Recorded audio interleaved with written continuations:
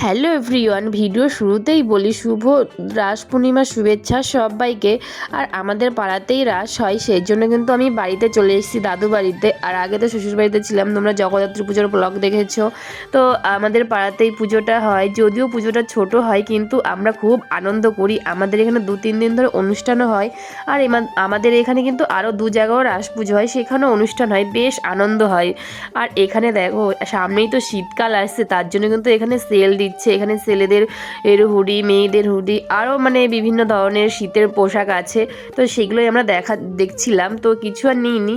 আর তারপর আমি বাড়িতে চলে এসেছি, আসার পরে স্নান করে এখন কিন্তু এখানে আমার হাতে কিছু ফল আছে, আমি পুজোর ওখানে ফল দেবো, তার জন্য ফল নিয়ে এসেছিলাম। আর এটাই এখন দিতে যাব, কারণ ফল কাটা হচ্ছে ওই পুজোর ওখানেই কাটা হচ্ছে, সেখানেই দিতে যাব। ওইদিকে তাতান আর আমার মাম্মাম ঘুমিয়েছে, ভাবছি এই ফাঁকেই দিয়ে আছি। আর গৌর কিন্তু কাল রাতেই বাড়িতে এসছে, আজকেও ছুটি, গুরু নানকের জন্মদিন, সেই উপলক্ষে আজও ছুটিই আছে। আর ও থাকলে না আলাদা একটা মজা হয়। আমাদের পাড়ায় সবাই বলে যে ও থাকলে আলাদা একটা মজা হয়। আর পাড়ার তো সবই দিদা দাদু হয় বেশি, আর কি আড্ডা হয় বেশি।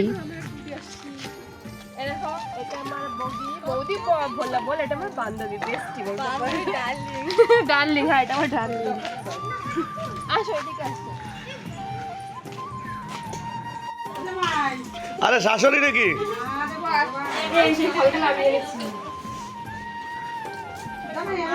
এখানে আমাদের সব ফল কাটা হচ্ছে, সবাই মিলে ফল কাটছে, আমাদের পাড়ার সবাই আছে এখানে।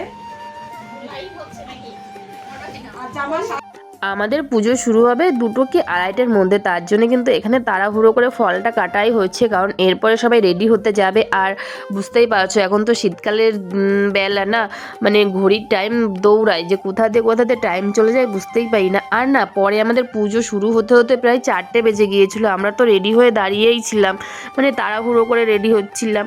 তো এইখানে দেখো দাদা কিন্তু আখ নিয়ে এসছে, তো এখন আখ কাটাবে, তো দাদাকে বলছিলাম আখগুলো ছুলে দিতে, কারণ আখ ছোলা সম্ভব নয় সবার কাছে। আর তারপরে দেখো এখন কিন্তু রেডি হয়ে গিয়েছি, তো আমিও রেডি হয়েছি, আমার সোনাও রেডি হয়ে গিয়েছে, সোনাকে এখন নিয়েই যাব।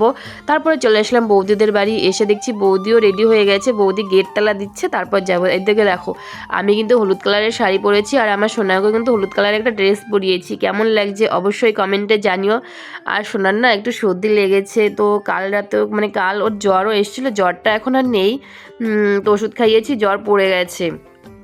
আর চলো এখন যাওয়া যাক পুজোর ওখানে, অলরেডি পুরোহিত মশাই চলেও এসছে, তো গিয়ে এমনি পুজোয় বসবো, ওই জন্য তাতানকে নিয়ে যাচ্ছি, পরে দিদা যাবে, দিদা গিয়ে তাতানকে নিয়ে আসবে।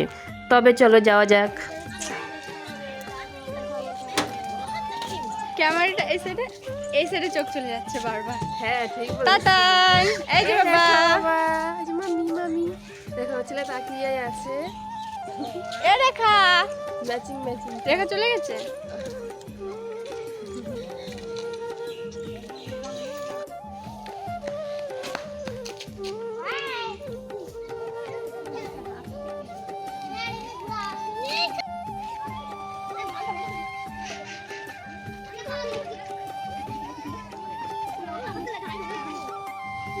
নামো, আসো আসো আসো, এইদিকে আসো।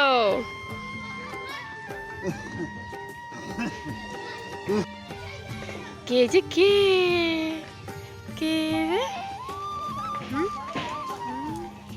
পুজোয় বসতে এখনো লেট আছে, তার জন্য এখানে কিন্তু এখন রিলস বানানো চলছে। সাজগোজ মানেই তো একটু রিলস হবে না, তাই কি কখনো হয়? আর আমার এই বৌদিটা কিন্তু ভালোই রিলস বানাতে পারে। বাবা বাবা খালি চুমা খাবে। বিষয় মুখটা খুব খাই।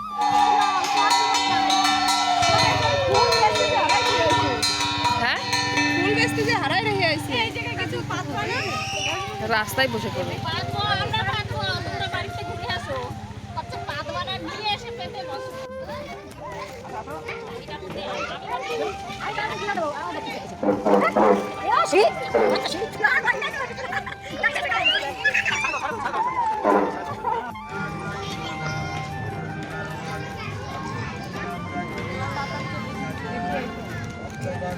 দাও এইদিক দিয়ে যাও, এইদিকে দিয়ে যাও দাদু, দিয়ে যাও এই জায়গায় নিয়ে আসো।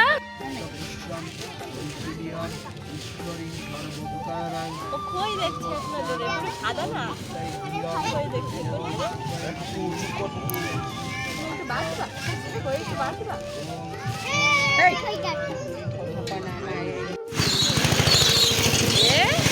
আমাদের পূজা কমপ্লিট হয়ে গেছে, এখন আমরা বাড়ির দিকে যাচ্ছি।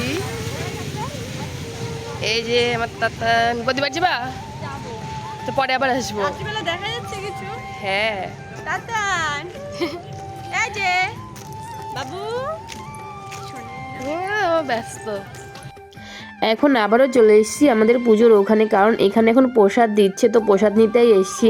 তো মাম্মাম আসার জন্য কান্না করছিল, তো মাম্মামকে আর আনিনি, কারণ ঠান্ডা লাগছে, ওই কারণে মাম্মামকে আনিনি। তো প্রসাদটা নিয়েই আবার বাড়িতে চলে যাব। আজকে আর কোনো প্রোগ্রাম হবে না, তো প্রোগ্রাম হবে 2-4 দিন পরেই। তো ভিডিওটা এখানেই শেষ করছি, আবার দেখা হচ্ছে নতুন কোনো ভিডিওর সাথে।